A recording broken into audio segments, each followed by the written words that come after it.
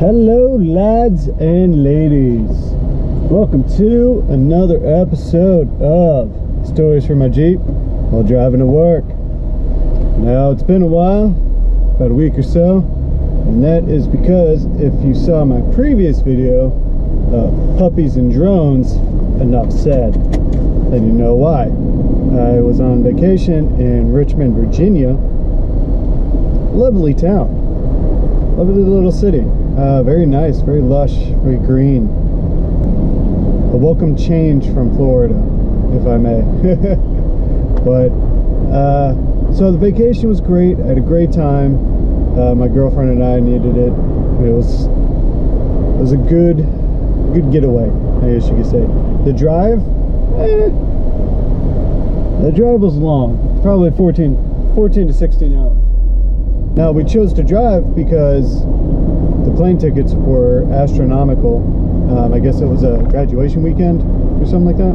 Anyways, so drive up, did it like overnight. Drive back, we did it during the day. Good times. But guess what I got from that? A story. Yes. Big surprise. Now, I've driven lots during my life. To California, back multiple times, all the moving I did, everything. And through all that driving, nothing like this has ever happened to me before. Alright? So, let me begin with the craziest lunatic driver that I have ever seen. Okay, so we're driving back, we're in South Carolina, and we're on I-95, and everything's fine, everything's normal, no traffic, you know, just flowing nice. And there's construction in South Carolina on I-95, so you see a sign that says speed limit, reduce speed, boom, then you see the speed limit sign 45. So I cut it down to 40. I was driving, girlfriend in the passenger seat, dog in the back. What you saw in the video, puppies and drones. Stella. It's a toy Australian Shepherd, fully grown. Yeah, I know you think it's cute. Anyways, so I drop it down to 45, and the barricades start, you know, closing the 3 lanes down into 1. And I'm like, okay, fine. I got no cars behind me.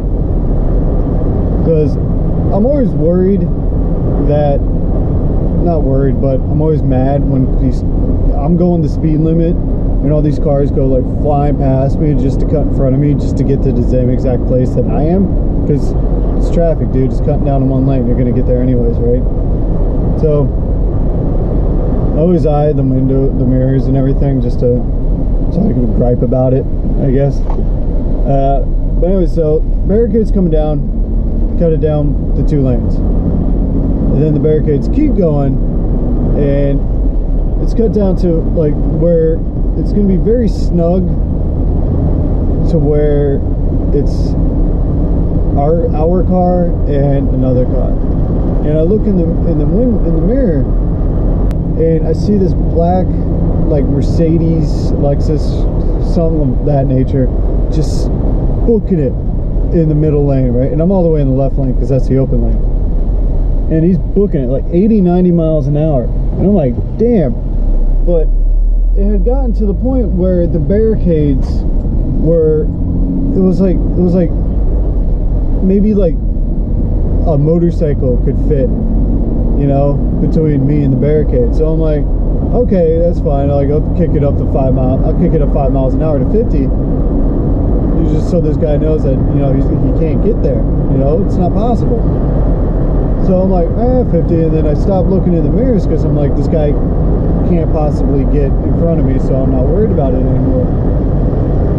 And all of a sudden I hear doop, doop, doop, doop, doop, and I'm just like, what the fuck? And I look back, and it's just barricades flying in the air, man, just everywhere, dude. It's like barricades all over the place.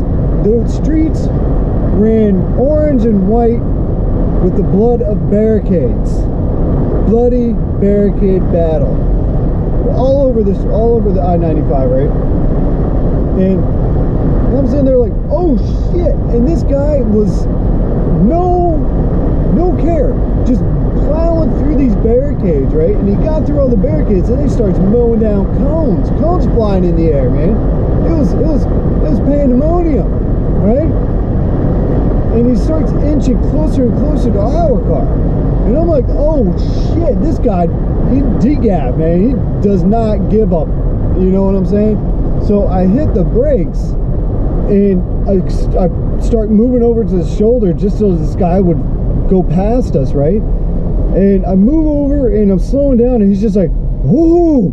And 3 car lengths up, he has to slow down to 45 miles an hour because all the traffic is going 45 miles an hour. And I'm like, what the is this, man?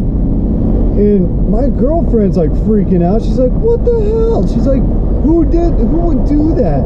And I'm like, I don't know. That guy?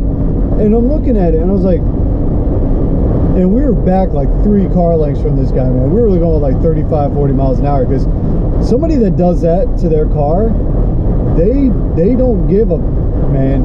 Like they will shit up if like, so we're just like, man, I don't know if he's like high. So we start postulating on what this dude's issue was, and we're like, and we go through all of them, right? We're like, car thief, he stole the car,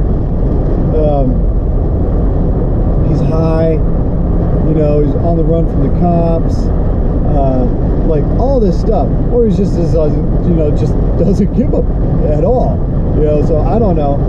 We're going through all these like scenarios of what could possibly happen. He has a body in the trunk, who knows, right? So I get a little closer to see the plate, and guess what it is? It's up in Florida plate. And I was like, oh, that makes sense. So we stay back and we're just like, what is going on? What is this? What is this? And we like, should we call the cops? And we're like, I don't know. And then I'm like, through all my interactions with the police from working retail, every time I call them, let's just say like 3 weeks ago, I had a call on an angry customer that was violently beating on my door, and I tell them this, and it took the police 10 minutes to show up to my work. 10 minutes for the police to show up when I said there was a very irate customer pounding on my office door, and it took the police 10 minutes to show up. Now, I know that sucks, and it does suck, because what if that angry customer had a gun and started popping off rounds 5 minutes in? I mean, it's not a huge town. No cop is more than 3 minutes away from me at any point in time from my job. So I don't know why it took them 10 minutes. Hell if I know. But whatever. Maybe they had better stuff to do. But anyways, so we don't call the cops, but the road opens up. This guy, gone. Vanishes. Friggin' 90 miles an hour. Right? So we're like, damn. Crazy story. And of course my girlfriend's like, hey, there's a story for your Jeep. And I was like, you know it is. And so we're driving, and like 2 hours later I see this semi start to move over in my mirror, and this black car has to like slam on its brakes because it was going so fast. So I'm like, oh no, dude. And as the truck's like moving over, I just barely see that the side mirror is taken off, because the first barricade that this black car hit, the side mirror popped off. Okay, so that was gone. He had like a cord just flapping in the wind. It was crazy, right? So I'm like, shit, it's the car. And I say to my girlfriend, I was like, hey, the fucking car is behind us. And she's like, ha ha ha, very funny. I was like, no, I'm not joking. I'm like, that car is behind us. It's like both of us, like our heart starts beating. I was like, damn, babe, you're about to see some of my driving skills right now. And because we thought it stopped, like saw what had happened, and was like hunting us down. Like I instantly jumped to the worst possible scenario. That's what I do. But and I have a wild imagination, so it's like, oh man, we got a hitcher situation, right? But no, it was fine. The guy, he just like didn't even recognize the car and just blew past us. But he blew past on my side, on my left, and I saw all the damage, man. And literally, like his headlight, and it was a Lexus, maybe early to mid 2000s. But his headlight just decimated, gouges, gouges in the hood, the side mirror, like I said before, was missing, like everything, all the paint was just like, it literally looked like this guy was going like 90 miles an hour and just like brushed up against like a building for like a mile. Like it was just mangled, half his front bumper was just hanging down. It was crazy, man. And then again, he just passed us going 90 miles an hour and just vanishes into the freaking distance, man. Out onto the horizon, and he was gone. It was crazy, crazy, crazy. So that's my story for today. A very recent story. I hope you enjoyed it. It was thrilling to live through. But as always, if you liked it, hit the like button. Any questions, guess what? Leave it in the comments down below, and I will get back to you as soon as I can. But that's all, guys, and I hope you enjoyed it. And as always, regret weighs far more than failure. So you guys get out there and keep being awesome.